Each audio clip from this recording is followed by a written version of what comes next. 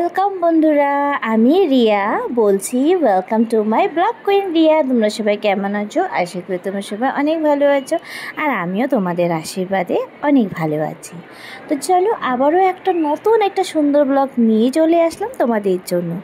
তো তোমাদেরকে ওয়েলকাম জানিয়ে আমি আমার ব্লগটাকে ঠিক 9টায় শুরু করে দিলাম। হ্যাঁ, অ্যাকচুয়ালি সারাদিন ব্লগটা করতে পারিনি, শরীরটাও অত একটা ভালো ছিল না, আর যা গরম পড়েছে তা তো সত্যি বলার মতো না। সেটা হয়তো তোমরা বুঝতেই পারছো যে কতটা গরম পড়েছে। এই গরমের মধ্যে এই কিছুদিন এত বোরিং লাগছে, নিজের শরীরটায় খালি মনে হচ্ছে কি রেস্ট দিই, তাই মনে হয়। কিন্তু কি করব, সংসারে কাজকর্ম তো করতেই হবে, তাই না? তো সব সংসারে কাজকর্ম সেরে কিছুক্ষণ রেস্ট করে ঠিক আমি সন্ধ্যায় 7টার থেকে বসে পড়লাম মেকআপ করতে। হ্যাঁ, আমি না সেলফ মেকআপ করতে এতটা ভালোবাসি যে আমি খুব বিগ ফেস্টিভ্যাল হোক বা কোনো একটা অকেশন হোক, আমি কিন্তু নিজে এখন সেলফ মেকআপ করি। তোমরা যদি আমার মেকআপ টিউটোরিয়াল জানতে চাও বা আমার মেকআপের ব্যাপারে জানতে চাও, তাহলে অবশ্যই আমাকে কমেন্টস করতে পারো, আমি তোমাদের সাথে সেটা শেয়ার করব।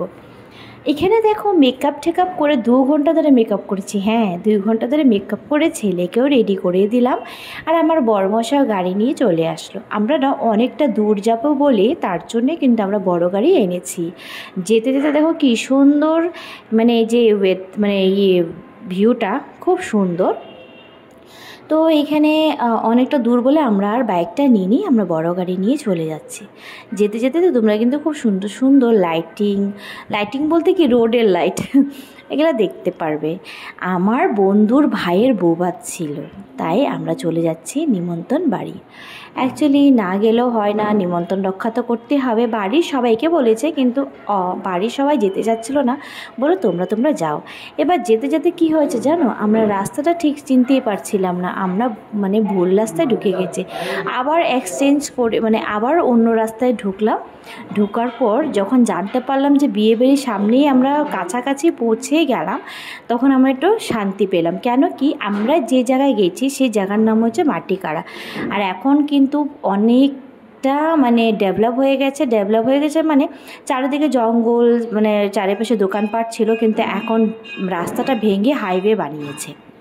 হাইওয়ে বানানোর কারণে আমরা চিনতে পারছিলাম না। যাই হোক, আমাদেরকে লোকেশন পাঠিয়েছিল, তাও আমরা অনেকটা ভুলে গেছিলাম।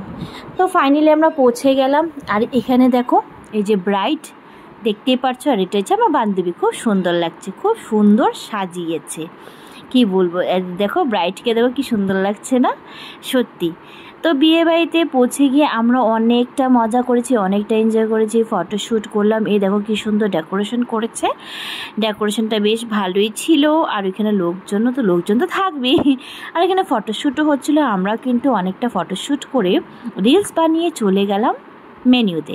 এবার ছিল ভেজ পকোড়া আর চা। ভেজ পকোড়া খেয়ে নিলাম, আর চা খাইনি, কেন কি আমি দুধ চা খাই না। আমার ছেলে দুধ চা খাওয়ার জন্য পাগলামি শুরু করে দিল। আমার ছেলেরও খাওয়া উচিত না, যত পকোড়া চা, এখন গরম দিন, এসব খেলে কিন্তু সত্যি পেটের গন্ডগোল তো হবেই, কিন্তু কে কার কথা মানে। তো বেরিয়ে আমরা খেতে যাব, তখন দেখলাম এখানে অনেক ডান্স হচ্ছিলো, মনে হচ্ছিলো আমিও ডান্স করি, বাট না, এখন যদি খেতে না বসি তাহলে কিন্তু আমার বর রেগে যাবে। যাই হোক, দেখো এটা হচ্ছে বাইরেরটা, খুব সুন্দর ডেকোরেশন করেছে, আর এখানে বেশ নাচানাচি হচ্ছে। কিছুক্ষণ নাচানাচি ভিডিও করে বরকে ডেকে চলে গেলাম খাওয়ার জায়গাতে। বসে পড়লাম, পরপর এসে পড়লো, দিয়ে দিল প্রথমে পাতা। বিয়েবাড়ি গেছি, কি খেয়েছি সেটা শেয়ার না করলে হবে। তো এখানে দিয়ে দিল পাতা, টিস্যু পেপার, আর দিয়ে দিল পরপর জলের বোতল, দিয়ে দিল সাদা ভাত, আর প্রথমে দিয়েছিল সালাড, তারপরে সাদা ভাত, তারপর দিয়ে দিল ডালটা কিন্তু দারুণ ছিল। তারপরে দিয়ে দিল ঝুরঝুরি আলু ভাজা, সেটা শেষ করে নিয়েছি। তারপরে দিয়ে দিল কাতল মাছ। বেশি মেনুও করেনি, কিন্তু যতটুকু করেছে দারুণ ছিল, কি বলবো। তারপরে চলে আসলো ফ্রাইড রাইস আর মাটনের গ্রেভিটা কিন্তু দারুণ ছিল, না খেলে বুঝতেই পারতাম না। যাই হোক, ফ্রাইড রাইস মাটনটা ভালোই লাগলো। শেষের দিকে নিয়ে নিলাম চাটনি, আর আমাকে মিষ্টি খাওয়ার জন্য জোর করছিল, আমি তো মিষ্টি খাই না। তো দেখো, পাতাটা বেশ প্লেন লাগছে, তাই তো? কার কার মানে এরকম থাকে অবশ্যই কমেন্টস করে জানিও। আমি বিয়ে বাড়ি যাই বা অনুষ্ঠান বাড়ি যাই, যে বাড়ি যাই, আমার পাতাটা অলমোস্ট পরিষ্কার থাকে। কেন কি আমি একটু একটু করে নিই, সব কিছু নিই না। যাই হোক, খাওয়া দাওয়া করে বান্ধবীকে টাটা করে চলে যাচ্ছি এখন সুন্দর গান শুনতে শুনতে বাড়ি। তোমাদের ব্লগটা কেমন লেগেছে অবশ্যই আমাকে কমেন্টস করে জানাবে, কিন্তু তোমাদের কমেন্টসের অপেক্ষা করব আমি। যাই হোক, tata, bye bye, good night.